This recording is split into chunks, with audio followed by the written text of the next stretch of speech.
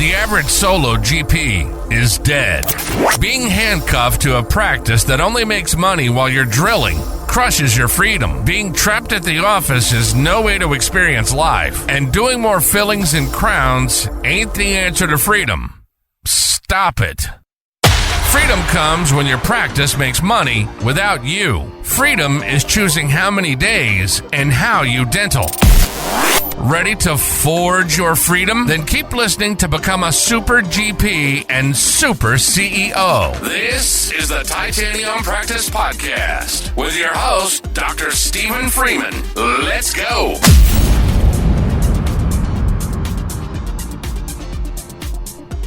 Hello, all you beautiful people, and welcome what is sure to be the best episode of the Titanium Practice Podcast. I am your host and personal dedicated coach to freedom, Dr. Stephen Freeman. How y'all doing today? So recently we had leap year.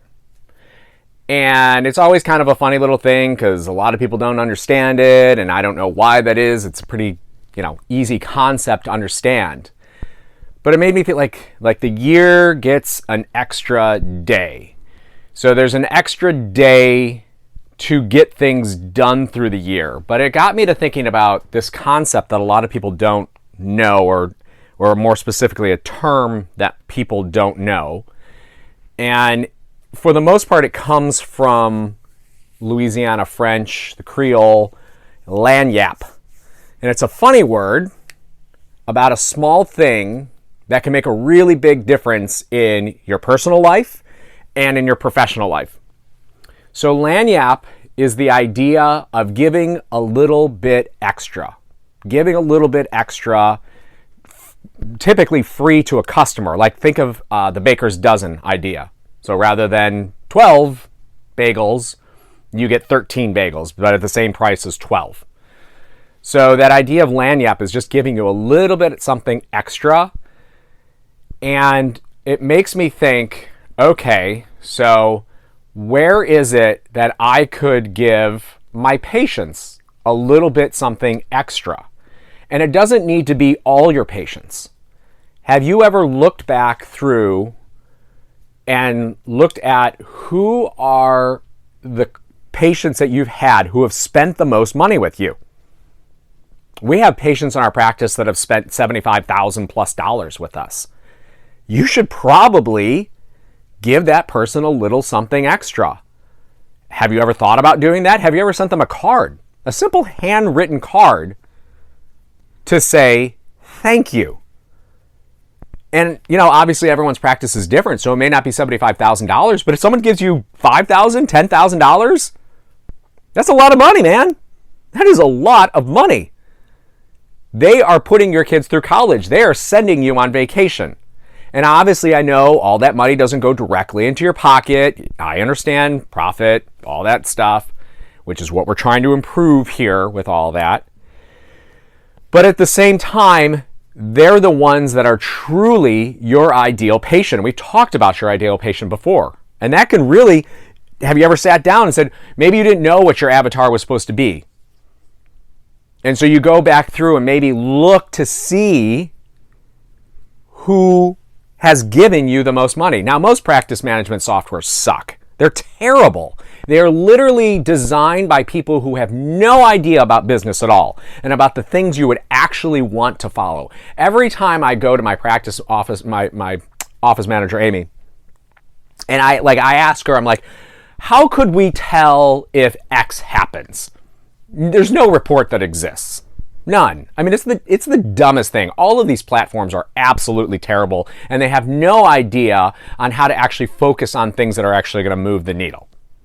So I don't know who designs these things, but they're awful. And I don't have the answer for it, and I hate giving criticism when I don't come with an answer as well, but man, they're terrible. Anyways, if you can look through your practice management software and actually look to see who has actually given you the most money, send them a card. Send them flowers. Send them tickets to a movie theater. I mean, it's a little thing that you can do to make their life significantly better. How cheap is your whitening? I think we've got an entire kit. I think we use opalescence, some suck down tray thing. I don't even know what they use. I don't care. But I think they use opalescence. I think an entire treatment for whatever, I don't even know what that would mean, but it's $75. Well, if someone gave me $10,000, I can probably give them $75 worth of free product as a thank you.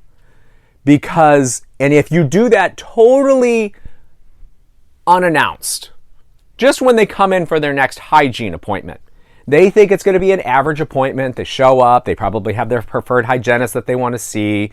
You do all your pleasantries and blah, blah, blah. But if you took 2 minutes after your exam and said, hey, I just wanted to say thank you for all that you've been doing with our practice. I know you've been sending people to our practice. They may or may not have been. Doesn't matter. But I just wanted to take a moment to say thank you to you. What do you think that would do? When's the last time you flew and you got a free upgrade? How did you feel? What did that make you feel like when you got that free upgrade? Same thing when you check into a room. You think you're going to be in whatever room you booked, and all of a sudden now you're in the penthouse suite. It's an amazing feeling. It's a great feeling. When you get added value, that is where you make money. Creating value for people. If you do the little extra things, you are giving them more than what they paid for. And then people just love surprises. And I should preface that with saying my wife actually hates surprises, but like good, happy surprises that she doesn't have to like worry about and stuff like that. But the point is giving people a little something extra, something a little bit more than what they paid for, goes an enormous way for retention, for referrals, and for future acceptance for treatment.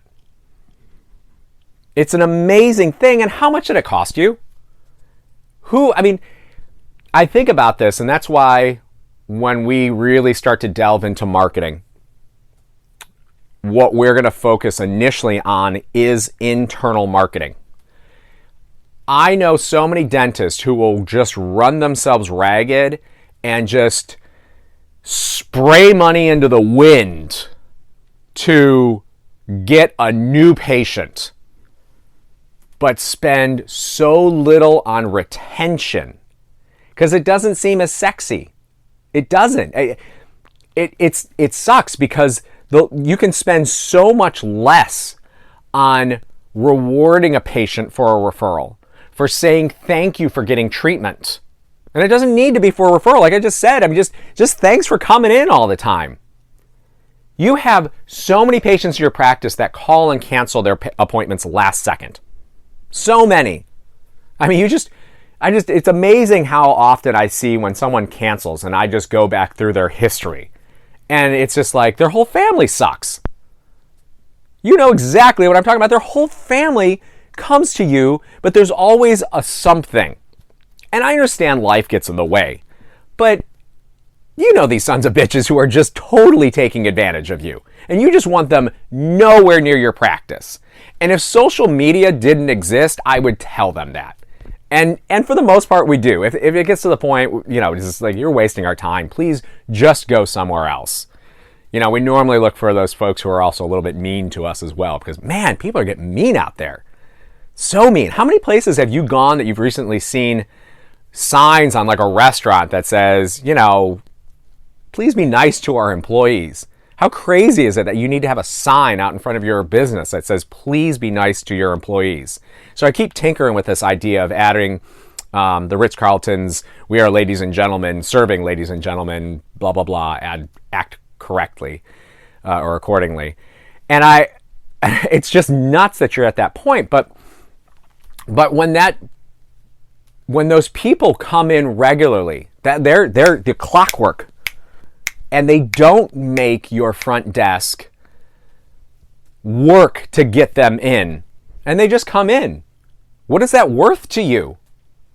to not have to do extra to have them come in. Give them a little something extra. Again, a card, cookie, cake. People love sweets. Heck, if it's got sugar on it, that's repeat business coming your way right there. But, I used to, when I first opened my office, I wanted to make it really nice in the waiting room. We actually had soda in the waiting room. Sprite, Coke, whatever. And people got so mad. They're just like, oh, you're the dentist. How could you possibly have soda in the waiting room? And I'm like, you've got it at home. What different? I'm just trying to be nice to you. But people were totally pissed about us having soda and giving it to them. I was like, fine, I won't do it. It blew my mind. I get it. It's not healthy for your teeth, but you're doing it anyways. So I'm just trying to give you what I thought you wanted. But man, that blew up in our face. So we stopped that really quickly. I mean, it's just, people still took it. They bitched about it, but they took it. That's always my favorite. But these people who just come in like clockwork to your office and don't have to do anything, man, they make your front desk life easy. They make your life easy. And keep in mind, a lot of people forget this. Any office that I've ever worked with, looked at, whatever, most of your revenue comes from your recare patients. On average, it's right around 60%. So 40% comes from your new patients and 60% comes from your recare patients. Somewhere in that ballpark. And it's funny because you get so mad to have to get up and go do those exams. So mad. And I get it. Especially if you just got that band and wedge around your tooth and you're just about ready to fill your composite and you look over and you see a hygienist or two peeking around the corner being like, can you get your ass out of the chair and come do my exam so I can get them on the way and stay on schedule so you don't get mad at me? And you throw your stuff down and you have to go do your exam. I mean, that is where your revenue comes from.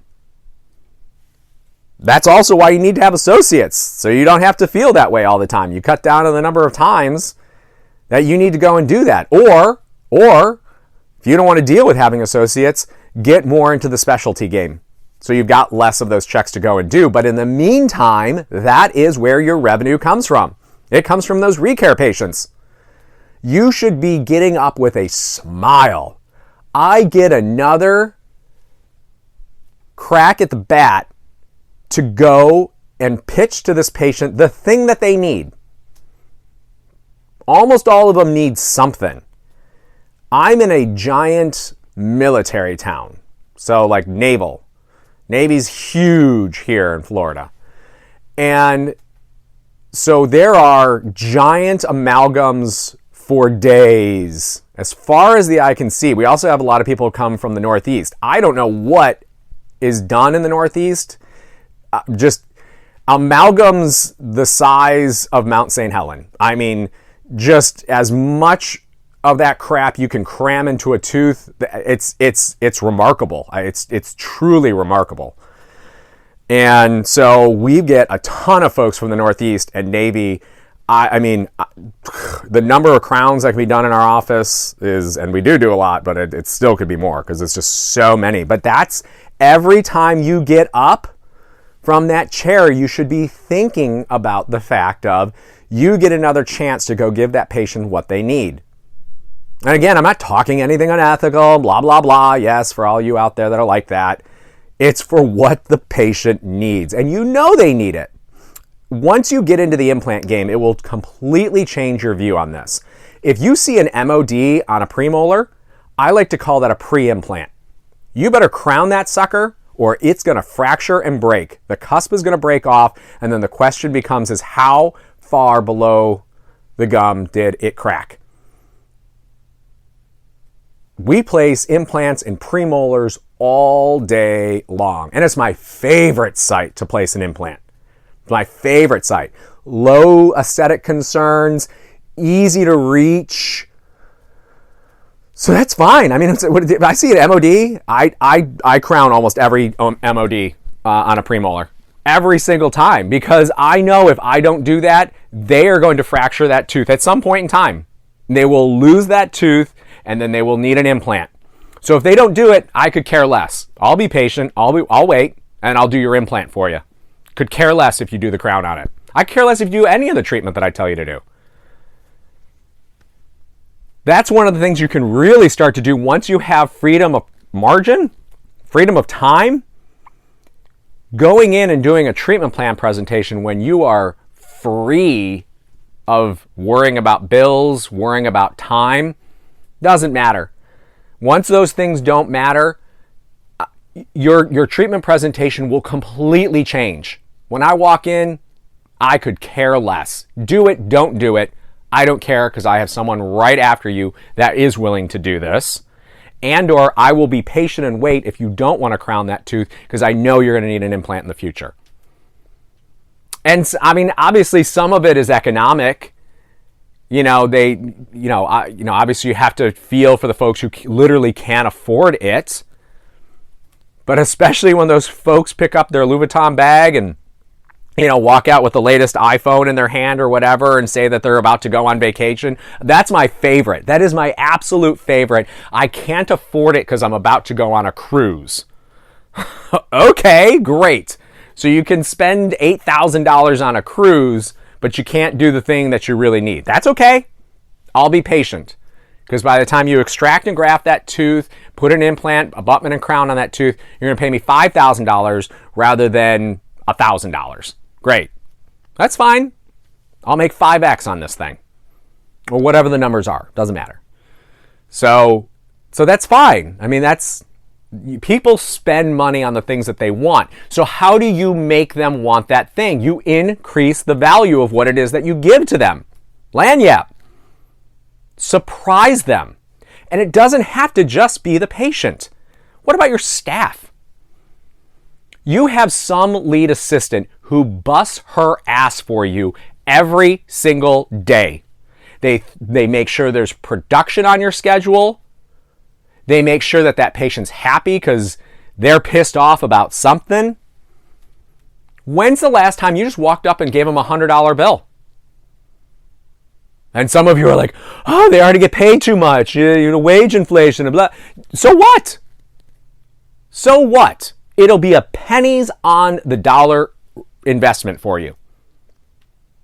I mean, good Lord.